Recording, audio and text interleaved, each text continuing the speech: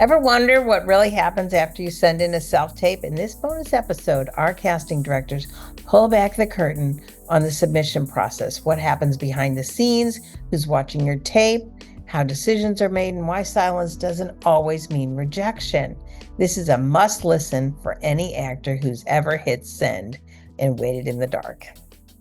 Looking to land your next big role? Casting Networks is where more high quality roles are booked than any other casting service. With an annual membership, you'll unlock every tool you need to stand out. Unlimited headshots and reels, submission tracking, even the chance to link your socials and showcase your personal brand. On the go, the Casting Network's iOS app makes it easy to find and submit to roles anytime, anywhere. Right now, Casting Confidential listeners get $65 off an annual membership. Just use code CONFIDENTIAL at checkout or try it free for 14 days. Head to castingNetworks.com/confidential and get ready to get noticed. But hurry, this offer won't last long. Hey, actors. Need a reader but don't have anyone around? Or maybe your friend's on the way and you want to get a head start and run it a few times on your own? Check out Raffi, the app that scans your sides, lets you pick from over 60 voices to read with, and has an optional teleprompter built right in. It works in multiple languages, and there's a web version too if you prefer using your computer. Whether you're rehearsing, memorizing, or recording a self-tape, Raffi gives you the flexibility to do it all on your own time. Try it now at raffi.app. That's RAFY.app. And check the show notes for a 10% discount code. You'll thank me later. And with that, let's jump right into today's show. Let's go.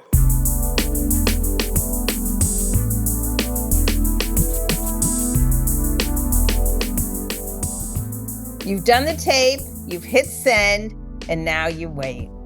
If you're an actor, you know that feeling, the limbo, the second guessing, the silence. Today on Casting Confidential, we're going to unpack what actually happens after a submission lands in a casting director's inbox. Joining me are three phenomenal casting directors from across the country, each bringing a different market perspective. Robin Carus from New York, Kimberly Skyrme from DC, and Cheryl Louden-Kubin from Atlanta. Together, we're going to break down what happens after a tape is submitted and who's watching, how decisions are made, and why silence doesn't always mean rejection. Okay, gals, let's get into it. So, What do you guys think? What happens after they hit it? I think Go ahead. I was going to say that's depending on the project, it spells overwhelming. Yeah. Because I think it's like the volume of people that we get per project. And some projects, as you know, have a high volume of folks that come in, and some are smaller. And so the smaller ones are always quite manageable, but the big ones are really the ones that when you look at everything and they're continuous and they come in and come in and come in, and just when you think you're done, there's more. And sometimes while you're sleeping, more come in and you're like, well, don't you sleep? And they don't sleep. Nope. Well, and that's what I like about casting networks. You can actually close submissions, right? So that you're not getting any more submissions once you've gone through everything and chosen who you want to read. Basically, what happens is we put out the breakdown, you submit, we ask you to tape, we go through everything, we ask you to tape, and then we you tape or you don't. And if you don't tape, please decline so that we know not to expect a tape from you. And then we go through everything and create links for our producers and directors. They in turn look at all of the choices, and then from there we either book or do a callback. That's basically it in a nutshell, but there's so many different nuances depending upon each project, which is always different. That was an excellent breakdown. Next. Kimberly, you have another way you do it? Which I was just going to say, the next step is then that we are viewing them. So you're sending it off and they are being viewed by people, by us and other casting directors. So they're being viewed. So know that it gets sent off, it gets categorized. We decide, who are in various different, maybe our A pile and our B pile. And that becomes from a number of different directions. So I think it's really important to feel good about what you've sent off and know that your great work is being seen regardless of where it lands in the casting. And also depending on the way that the construct is between you and the creative team, sometimes it's you that's simply viewing everything, and sometimes you're sending off selects to your production slash creative team, depending on, again, how things are working out. Like very often commercially, you're the one who is sort of gatekeeping all of the images and resumes that are coming in and videos, and then based on that, you send your selects, and then again, to your producer, you're like, and here you go, and they whittle it down a little bit further for the client, and say, let's send this. And so you kind of have to slim down a little bit more. So Create a new link. Yeah, so that's the whole thing is we look at it and then we pass it along, and the way we pass it along can be different from job to job, not let alone casting director to casting director, because a lot of it has to do, particularly like you said, Robin, with commercials. It's, sometimes that's so fast paced. Some commercials I will give the live link to my client and they will choose the talent before the casting is officially over. And there's nothing I can do. Sure. Yeah, there's nothing I can do about it except for not send it to them. But if I don't send it to them, I have robbed them of the time that they need to do their work, right? So, like, I mean, there's only so many hours in a day, and if I'm giving them a lot of choices for whatever it is, and they have to get that person dressed and made up and all the things, you got to know what size they are. And Commercials, they just want to see so many people that not giving them that opportunity just in real time, that they're taking a 5-minute break. They can go watch a few more auditions. So, and the good news about doing something like that is you don't have my gatekeeping at that point. I'm just, everybody, the decision makers beyond me are making those decisions. So that's the good news. But, and also, I mean, I love that you, like what you said, that casting networks lets you, cut off your submissions. I think it's amazing. I do Um, too. Yeah. But you could also just close the job out. And sometimes, I'm going to be honest here, I forget to close my jobs out, but it's already past the shoot time or something. Nobody sees it because only everybody reads what's at the top. I've never had a problem with it. But And if there's a deadline, you guys have to pay The it, actors deadline. have to pay attention to that, because you will not, it's very, very rarely that I will go back in and look for more submissions after I've closed the deadline. I'm already moving on to asking you to tape and getting that with a deadline as well. And the deadline is very important. We just don't make this stuff up. We have to have time to go through it to then prepare those links to send to our clients to get to the next point, which is the callback. So it's all very quick for the most part. And our well, and time is sometimes the middle of the night because we have given you the most amount of time. yes, many a times I have a midnight deadline.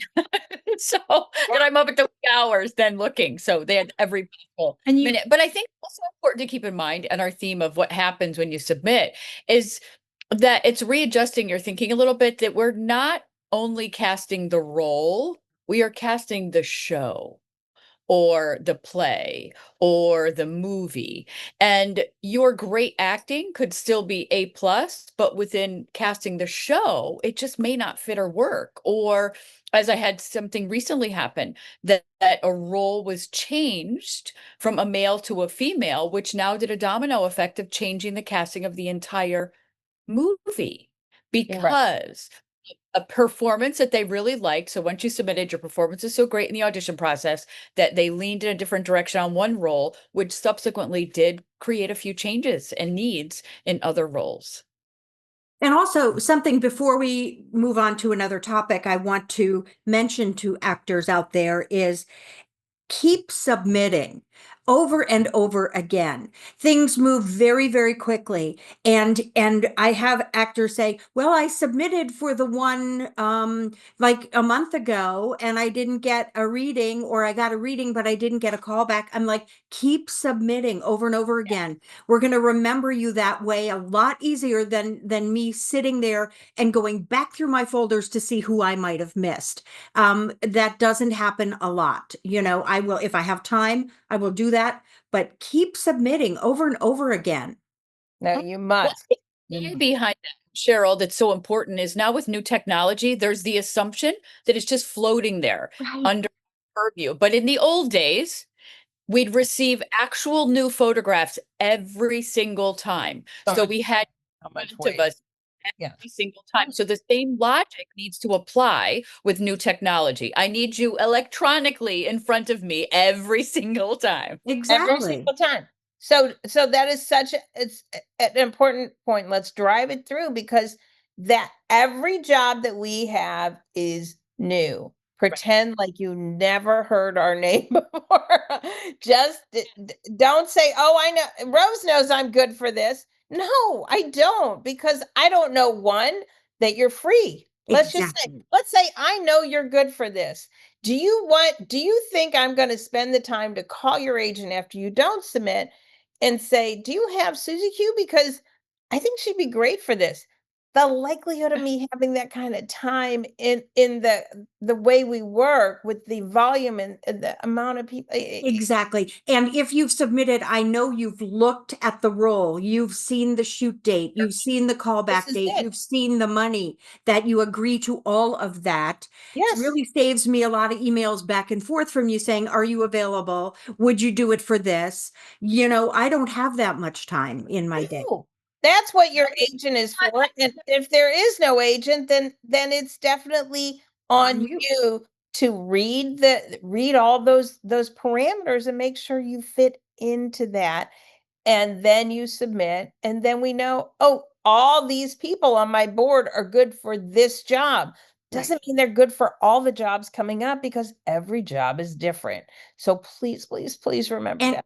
And if you taped for a role, often chances I will go back and look for other roles that are similar for the same amount of money in that time frame as well, and we will just book you right off of tape. You didn't get the part you read for, but I saw that you read, you put in the work, so I am going to reward you if you are available with another role. A lot of people will come back and say, well, I didn't read for that role. I'm like, I know, but you tape. And I have tape on you, and we're considering you now for this other role. So you got an offer only. Imagine that. But it is an important one to double down on, that sometimes the director did enjoy your performance, and they're the one who is suggesting that, or we are suggesting that, oh, well, those, 3 people that you like for that one role, it stands to reason that, this actor could play one of the other roles. So I think, again, very important that, and why even question if you got if somebody called and said, I'm offering you this role instead, great, sign me up.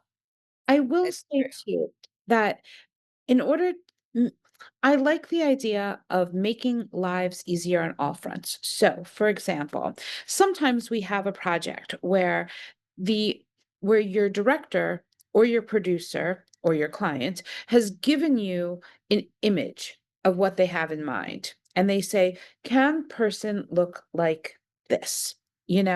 Because let's say they're trying to shape a family. Let's say they're looking for a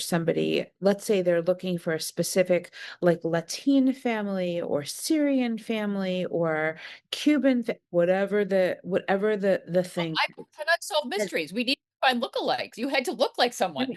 Yes. And when you don't, as you know, it's kind of like, why did you saw what I posted, and then you're the complete opposite. And so make make our lives easier. And also, it saves there is that moment when you're looking through submissions and you say, "Ugh, really? Really?" And so you don't look like this at all. And so do yourself a favor, do us the great favor, and that's that. Now, if the spec changes, right, which it does always a million times over, when writers are writing, so then if you really do fit that new image, send away, but make Keep sure your eyes open. Mhm. Keep, but we remember when you don't do the right thing. Yeah. So do the right thing, please. To every one of these rules and these suggestions that, unless of course it is that you need to be an experienced, I'm just going to say EMT. Yeah. And although the role is written for whatever the description is, but you are in fact an EMT, you're now helping me with technical skill that Yeah. you may for every Yeah, other. definitely mention that stuff So for then sure. submit and say, I realize I don't fit your breakdown, but I am an EMT when I am not acting. There is an Yeah. exception that makes sense, and now everybody is going to win. All right, so slightly off topic, I do want to also tell the people, we have a little raffle to get on our feedback session. And I do want to tell you guys that each one of those is its own thing as well. So if you enter the raffle once, that is not for all the time. So each time I post it, you have to enter again. So it's literally the same thing as a casting. And I just want to say those are the terms and conditions, that each one is its own thing. So keep entering and entering and entering, and we will love to see you guys on the show with us, because I love that feedback session a lot. Oh, yes. Feedback sessions are fantastic. Yeah, they are really So good. fun. For the raffle, you're missing out. Yeah, no, it's true. It's true. All right. Do you guys have other thoughts to give the actors some confidence when they are submitting, to know that they're doing the right things? They're, like it's all part of the journey. That's like the part of the journey, part of your acting journey that you just don't see, is what happens after it goes away from you. And this happened in the room too, because you would come in the room and still not hear us. So it's not about the tape, it's about the audition, and it's about our process of creating the end result, which people see on TV or in the movies or whatever. And it's this collaboration, and you guys need to know that you're part of a collaboration, and we appreciate it. And and You and have it's to do the going work. somewhere. You Yeah, have to you do the have to work. do the work. You just can't wing it on an audition with a script. Most of the times I see actors, they're totally off book, which is becoming the norm now. It's not mandatory, but it is recommended that you be like the right now the work is the audition, right? Get the audition, submit, get the audition, and then move on to the callback, do the work, and then the shoot, do the work. Each one has a lot of work involved. Right. 100%. Yeah, your job is not just to read lines, as you said, and now you do have the luxury. In the old days, when we all started, you had to come to the location to get the script. So there was an expectation that you couldn't in minutes learn a script. But now we are giving people 24 hours, 48 hours. There is time to do that. So while not mandatory, the technology has in fact kind of dictated the way in which we do our work. But be a great storyteller. Tell a great story in that audition. So you have piqued the interest of the casting director and wanting to see more of you. And now you're piquing the interest of the director and wanting to know what else you can do. So really focus on the story and telling a great story in every audition. Also, Okay. Oh, go ahead. Last thoughts. one more thing. So when you are sending in your submission, it's really important, especially because a lot of times we're looking for a reel, we're looking for video footage on you, and even that's the etc. stuff that we'll also include in the media that we send to our respective clients, have everything labeled. So if this is for something funny, and let's say you have a reel and that's wonderful, but you have these selections that are pulled out, right? Comedy scene, write dramatic scene, whatever it is. That way it's labeled and it makes it a much easier grab. And that way Labels are you have the huge. instant go-to. So it's instant gratification, and sometimes that's a winner. It's a And lot of trust your choices. Trust what you do. yes, yes, and label everything. I love that, Robin. Well, this Okay. is also a great episode that it's important to talk about, that remember, we are on the same team. Actors and casting directors are like a doubles tennis team. We are on the same side trying to push great auditions over the net. We love you. We are here for you. We are only trying to give you work. I promise you. And trying to get more work for you. So keep at it. So next time you're waiting to hear back from a tape, you'll know there's more happening than meets the eye.